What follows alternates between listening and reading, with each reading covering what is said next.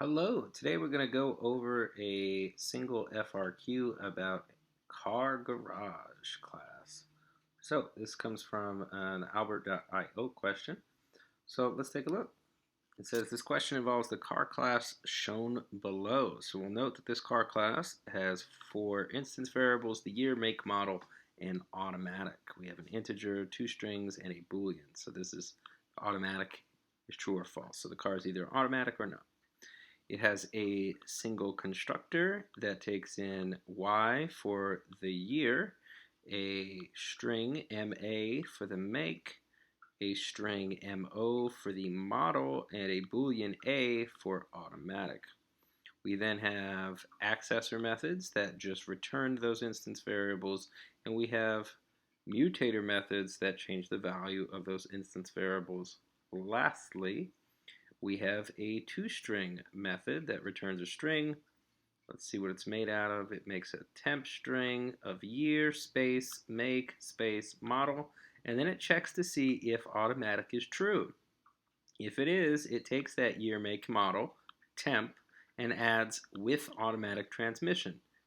Otherwise, or else, it takes the year, make, model, which is stored in temp, and adds with manual transmission.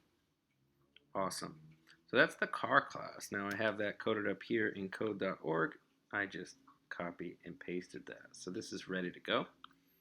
Now we have the prompt. So the car garage class will be implemented below. So the car garage class is what we're really going to be working on in this FRQ. And a car garage satisfies a has a relationship. Namely, car garage has a car. Specifically, a car garage contains between 2 and 4 cars.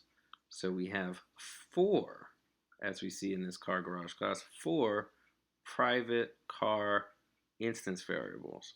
And this is all they're going to give us of the car garage class to start with. The rest of the class we need to build ourselves. Now you might note that this might make more sense having an array list in this case instead of having 4 instance variables, because an array list can vary in its size very easily. However, it is very specific in the FRQ that these are the 4 instance variables to be used. It wouldn't show you this otherwise. So if you're thinking, oh, I know how to solve this, I can make this whole thing from scratch. It could have 2 to 4, okay, but an array list can have from 0 to however many the heap memory can withstand. But this uses 4 specific instance variables, so that's key to this.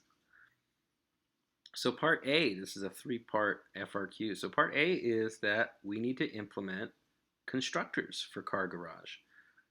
Now, it says the following code segments show the construction of 3 different car garage objects. So let's take a look. Example 1, you'll note that we create 2 car objects, and when we create car garage G, we only pass those 2 cars.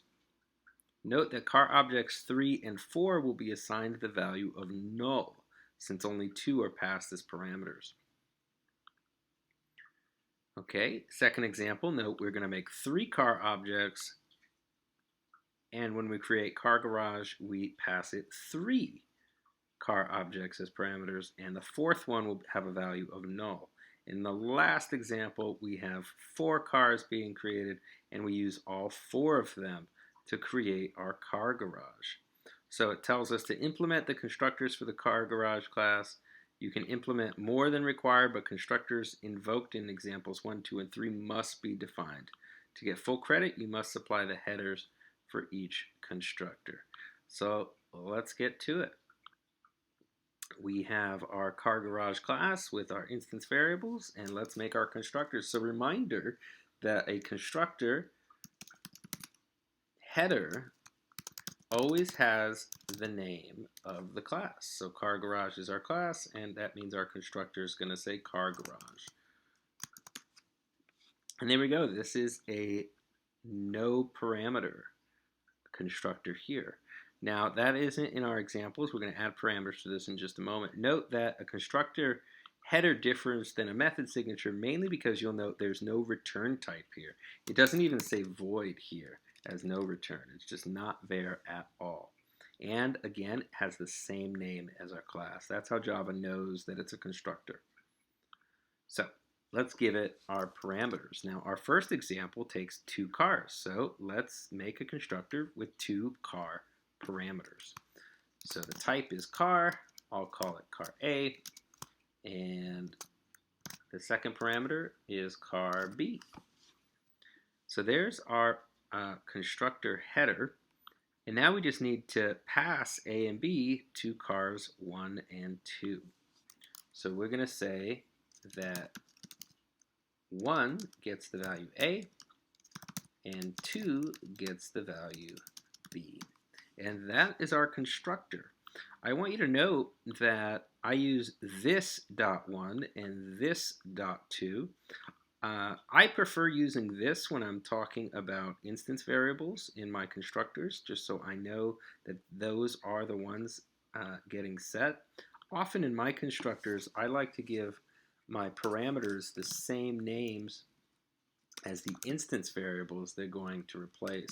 And if we do this, instead of using A and B, this will still make sense. This dot 1 refers to our instance variable, and 1 refers to our parameter.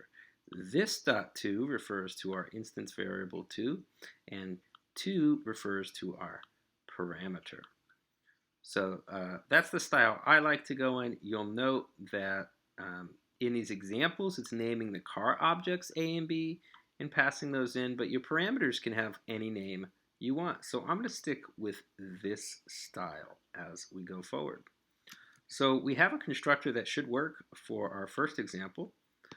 Let's make another constructor for our second example. So when we make more than one method or constructor with the same name, that's called overloading.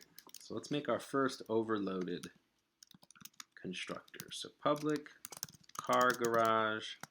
This time our parameters, we're going to have 3 of them to account for having 3 different cars being set. Oops. So car 1 is our first parameter, car 2 as our second parameter, and this time car 3. And I'm almost going to have the same code in here, so I'm going to do a little copy paste for speed, and I'll add 1 extra line that sets the value of the instance variable 3 to the parameter 3. And there is our second constructor. Now, last but not least, we need a third constructor to account for 4 different cars, right? So we need 4 car parameters in this case. So I'm going to copy and paste this, that 3 car constructor, and then I'm just going to add on 1 more parameter for a 4th car and add its initialization. This dot 4 gets the value of the parameter 4. And there we have it. We have all of our constructors. We have one with 2 car parameters, one with 3 car parameters. There's a typo there. Car garage is 1 word. And one with 4 car parameters. Now you'll note in the one with 2 and 3, if we don't set the values of these 2 instance variables, their value will be null because these are reference variables. They're not pointing to any object at the moment when we create them here. And they only point to an object as soon as we assign it in our constructor. So in this first constructor, 3 and 4 are null. We don't need to do this. We don't need to say this dot 3 gets the value null. That's not required. Or this dot 4 gets the value null. Not necessary. They're already null as soon as these instance variables are created at the top of our class. So that should be part A. Let's take a look at part B. So part B says, a method make of newest car is to be implemented in the car garage class. This method should return the make of the newest vehicle in the garage. So it should return the make of the newest vehicle in the garage, which is the vehicle with the highest year. So before reading the rest of the question, I just want to take the information we've already read and begin our method. So public, we know it's going to return the make of a car, right? Because that's the name of it. It's the make of the newest car. Well, each car, if we take a look at our car class, contains the make stored as a string. So if we're going to be returning the make of the newest car, we need to return a string in our method, right? So public string make of newest car. And that's going to be our method signature here. Let's keep reading our FRQ and see if we need to add anything to that. So in our first example, it shows creation of 4 cars in our car garage. So it's going to use our last overloaded constructor. And then it says G, the name of our car garage, dot make of newest car should return Honda, since the Honda Pilot was the newest car in the garage. So let's take a look at those cars. We have the years we need to look at. This is the newest one because that's the highest year, and the make is in fact Honda. So that works perfectly.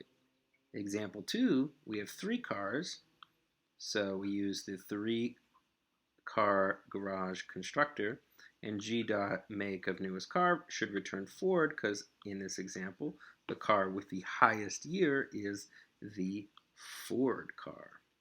And in the last example, it uses the 2 car constructor, and when we call make of newest car, we get Buick because Buick has the highest year. Now this is an important thing you'll note on your FRQs. You might see pre or post conditions given to you. A precondition is something that is going to be true before that method is ever called. So you don't need to check for it. It says the precondition, no 2 cars will have the same year. That's important because now we know when we have to make our method's logic, we don't have to account, well, what if these were both 2007? Which one is it going to return then? This is saying we don't need to worry about that because all the years will be different. So it says implement the public string make of newest car. Notice it actually gave us the method signature of this, but we inferred that just from it asking us to return the make. So let's go ahead and do that. So we already have our method started here. Now to check the newest car, remember we have to look at the car's years, right? And in the car we note that we have a getYear method that returns that year. And remember we also have the getMake that we're going to need to actually get the make of the newest car. Now one thing the example shows us but doesn't explicitly say is in each example note we used a different constructor for our car garage. We have one that works when we used car garage with 4 cars, 3 cars, and 2 cars, right? So that means our method needs to work no matter how many cars we have. Now you'll note there is no constructor for a single car and there is no constructor for no cars, right? So we could take that into account, that we know there needs to be, if we're going to construct a car garage, there is going to be 2 cars no matter what. But there might not be a third and there might not be a fourth. So to find our highest value year, in our normal find the largest number algorithm, we just set the first item to be our highest number. In this case, it would be a car being the highest valued car, or the newest car. So I'm going to make a car object called newest, and it's going to get the value of the first car. So I'll type this .1. Again, it's my preference to always use this when I'm talking about instance variables in my methods. So we're going to assume that the newest car is the first car. And then we need to check, because it might not be. We should check if the second car, so if this .2, we need to know if its year is greater than the year of our newest car. So 2.getYear. Why? Because each car has a method, an accessor method that will return its year in the form of an integer. So this.2.getYear, if that is greater than the newest car's getYear, well then car number 1 is not the newest. Instead, newest will get the value this.2.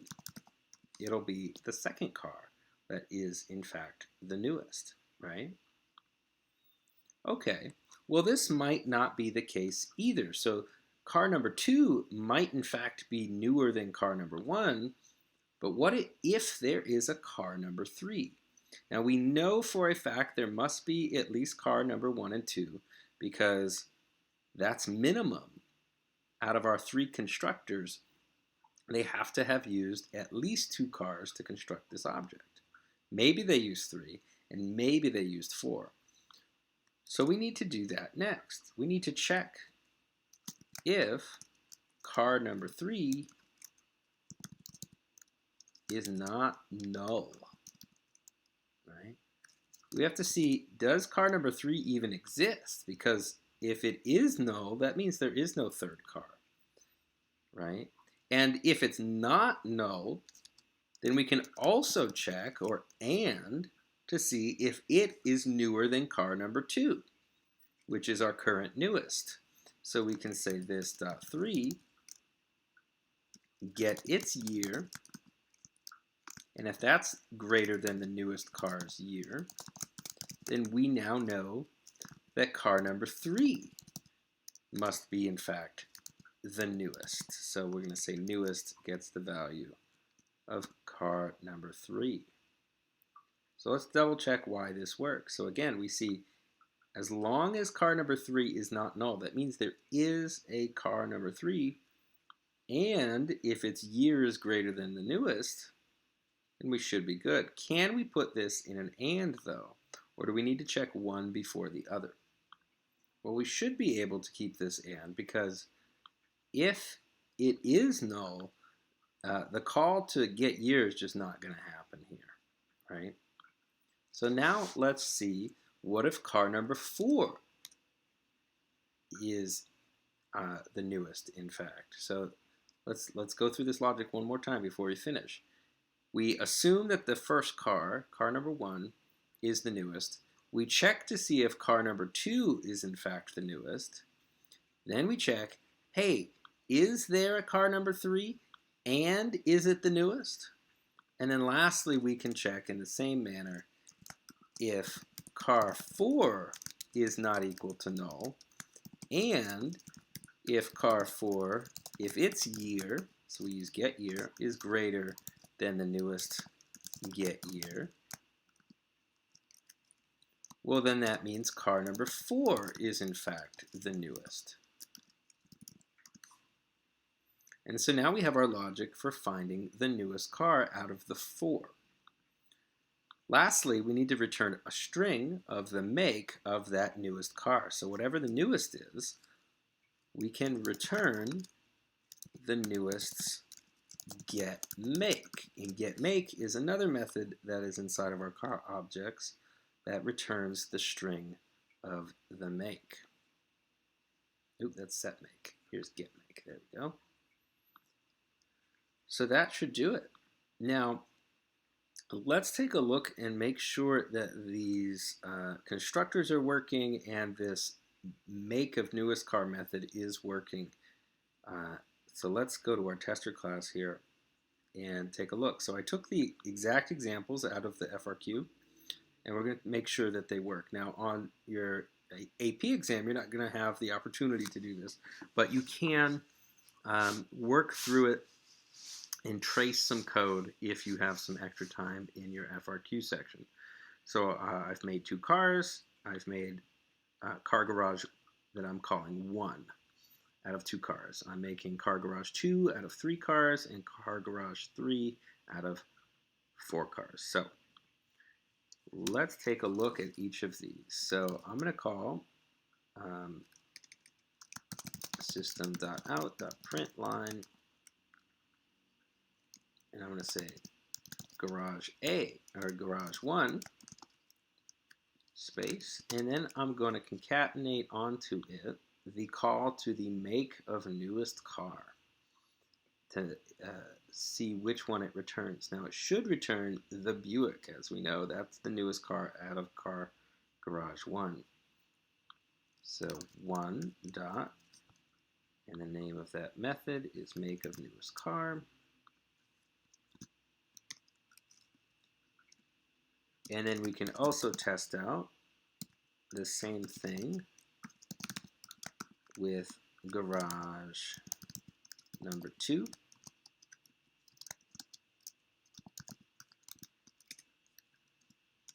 And we can lastly test out garage 3.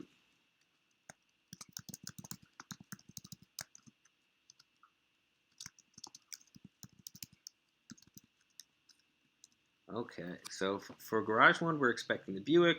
For garage 2, we're expecting the Ford to be returned. And in garage 3, we're expecting Honda to be returned. So let's check our console. Let's run our code. And there it is. Ooh, garage 2 is returning Buick. So let's make sure we haven't made a mistake. Ah, I see. So the constructor of our garages I have just used improperly. So car A and B go into garage 1. Car C, D, and E are what should be going into garage 2. C, D, and E. And then our constructor for garage 3 needs F, G, H, and I, not A, B, C, and D. F, G, H, I. There we go. Let's run it one more time. So this is a great opportunity to debug. Why are they getting the wrong cars? There's not even a Buick in there. It must be using the car from up here. And so I checked their constructors. So let's clear that console and run it one more time. And now we've successfully done it. Garage 1 definitely is the Buick from 2009. Garage 2 definitely is the Ford from 2022. And Garage 3 definitely is the Honda from 2018. Awesome. So that proves to us our constructors are working properly and our make of newest car is working properly as well. And now we just have one more part of our FRQ. Let's take a look at part C. It says the method toString is to be implemented in the car garage class. Here are some examples of what it should return. So let's take a look. So this is our 4-car constructor, and the toString of that car garage should result in the year, make, model, and then with manual transmission or with automatic transmission, depending on if that car's automatic instance variable was set to true or false. So note when it's false, like the Nissan Pathfinder, we get with manual transmission, and if it's true, it should say with automatic transmission. And the same thing is going to go for example number 2 here with the Buick and Toyota. It's going to say the year, make, model, and with manual transmission or with automatic transmission. No, they didn't give us a third example as they could have, but I think we get the point. Now, if we go back and take a look at our car object, you'll note that it has a toString method that determines the year, make, and model, stores it in this temp string, and then it checks the automatic variable and returns temp, which is year, make, and model, and with automatic transmission or with manual transmission. So the look of each individual car is actually each car's toString already. We don't have to construct this ourselves, and in fact we shouldn't. When we're given an FRQ like this, if there is a method that we've been given, such as the individual car object's toString method, we need to ensure that we are not recoding that to show the College Board that we understand what methods are available to us to solve this problem, and we will use them and not waste our time recreating them in essence. So let's get to make our car garage. It looks like it just needs to take every car and print out each car's toString. So let's get to that. So every toString method should be public, return a string, and camel case typing toString. Now that is because every object is already equipped with a toString method with this exact method signature. So if we want to replace it, we need to use the same method signature, and that is called overwriting. And that's what we'll be doing with this toString. So we are going to be constructing a string that we're going to be returning at the end of this method. So let's make that string. Let's pick a name for it. It's going to be what I will end up returning. So let's say, I'll just call it str, short for string. Why not? And we can, before we give it a value, we can also, at the end of our method, just put return str. That's going to be how we end this method. We'll put our logic in between and how we generate this string. Now, right off the bat, remember that we know at the very minimum that our car garage has car number 1 and 2. So our string that we're going to return can start out returning cars 1 and 2's toString. Now remember, each car already has a toString method, right? So we just need to use each car's toString method. And we could do that here with this.1.toString. And that should give us the value of car number 1. And we're going to put a space between that and car number 2. So we use that /n, remember, to give us a new line character in our console. So this.2.toString, and that will give us our first 2 cars. Now, I want to take a moment and test this. Again, during your FRQ, you're not able to test your code. You're going to be handwriting it. But let's take a look at how this will work. So in our console object over here, we have a garage that has 2 cars. So let's use that. And I'm going to say system.out.println. And I'm going to say that's garage1.toString. And we'll see what prints to the console. It should be Nissan Buick. And note, it says the year, make, model with manual transmission, because automatic is false. And then the Buick has automatic transmission set to true. So it looks like that worked. Now, I want to, before we move on to dealing with the 3rd and the 4th car, I want to show you that although calling the toString method is perfectly acceptable, it is not necessary in any way. The way the toString method works, because every object has one and we're just overriding it, is that whenever an object tries to be printed as if it is a string, the toString method is automatically called. So I don't need to call toString right here, because if I try printing the object, the car garage object, Java knows to look for and use the toString method. So without calling toString, you'll note if I run this again, I'm going to get the same exact result printed to the console. And there it is. But that means I could do the same thing inside of my toString method when I'm trying to get the string of each car object. So I don't need to call toString on either of these. And I'll run it one more time, and you'll note we get the same result. So if this FRQ is on your AP exam, please note that you wouldn't be graded down putting .toString in any of these calls, but there's no need for it. If you're ever using an object as if it is a string, the toString method is automatically called. So because I'm creating a string called str, when I'm concatenating these car objects with string literals here, Java knows to automatically call the toString method. So we can just use these car objects 1 and 2 as if they are strings. And that is what a toString method does. It says, hey, if we were to use these objects as if they're strings, what would that string look like? And that's what we build up in our toString method. So let's check and account for car number 3 and 4. So remember that car 3 might not have a value. It might be null. So we need to check for that.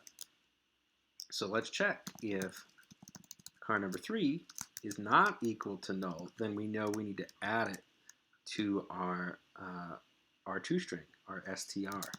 So I'm going to take str and I'm going to plus equal sign. Remember, that means that we're going to concatenate and store that value back into str. So I'm going to essentially add on to it.